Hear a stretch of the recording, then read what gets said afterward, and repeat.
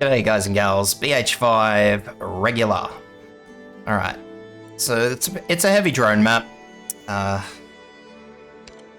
drones do a little bit of damage, it's not too harsh, but the big problem is that you'll notice when we come in, you've got a lot of these Spec Ops leaders. So what we are going to want to bring, specifically you will need at least one long range guard. Or ranged guard.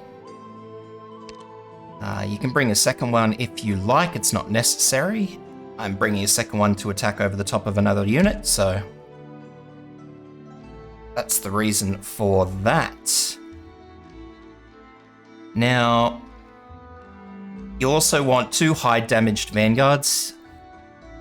It doesn't really matter if they're single or multiple block. 2 healers. You can use single target or AoE healers, it doesn't really matter.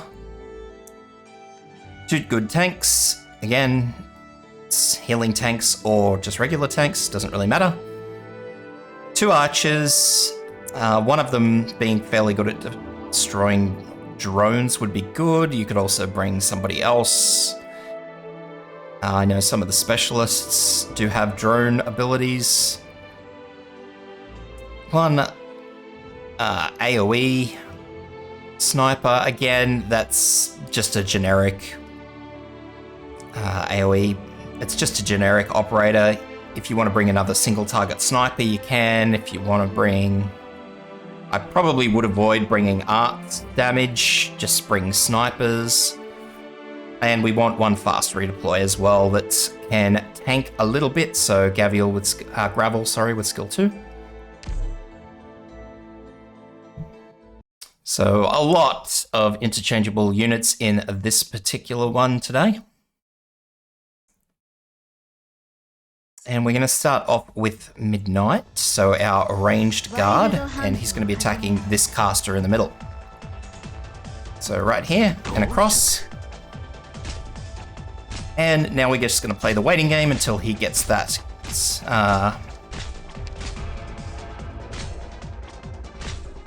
caster down, and then we are going to deploy in our 2 vanguards. So there he goes, so our 2 vanguards in and our fast redeploy here.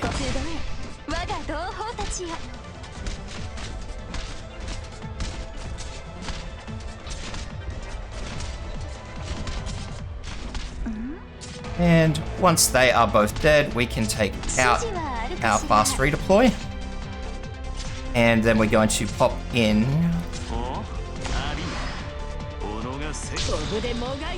our long-range AoE sniper.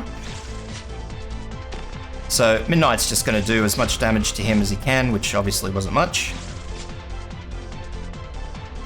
And we are just going to fast forward a little bit until our long-range sniper takes out some of those casters.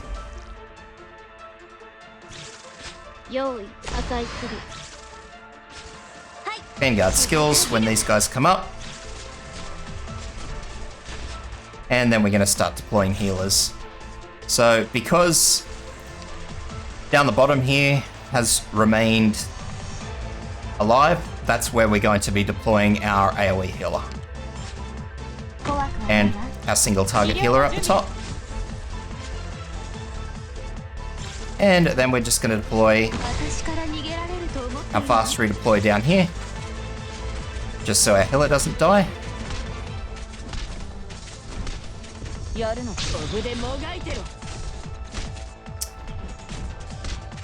And this top lane is generally the safer of the 2, so we're going to put our healing tank up the top, or our weaker of our 2 tanks up the top, and our stronger of the 2 tanks down the bottom.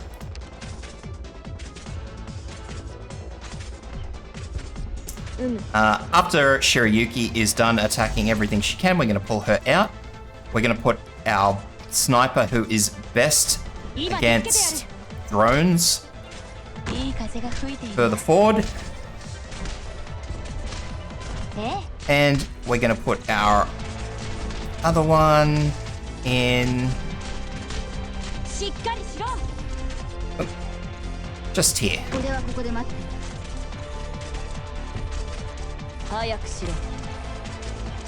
So once your fast redeploy has taken down that enemy, we're just going to start deploying some other stuff. So there we go.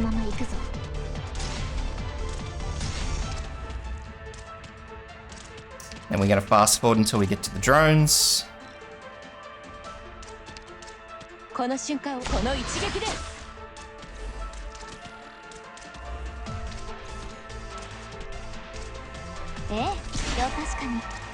Heal a skill.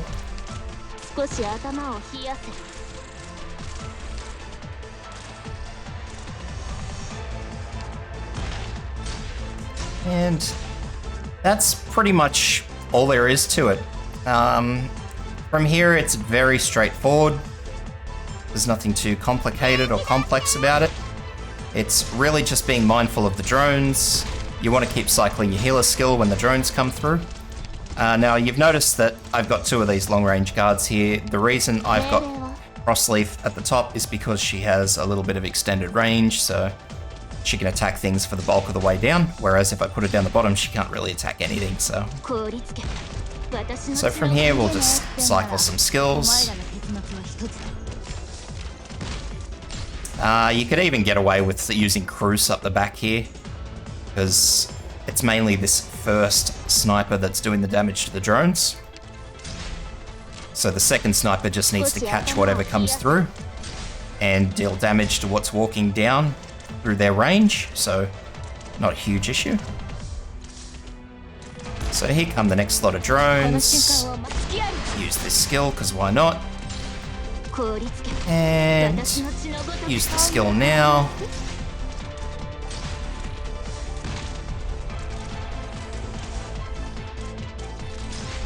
Use this skill now.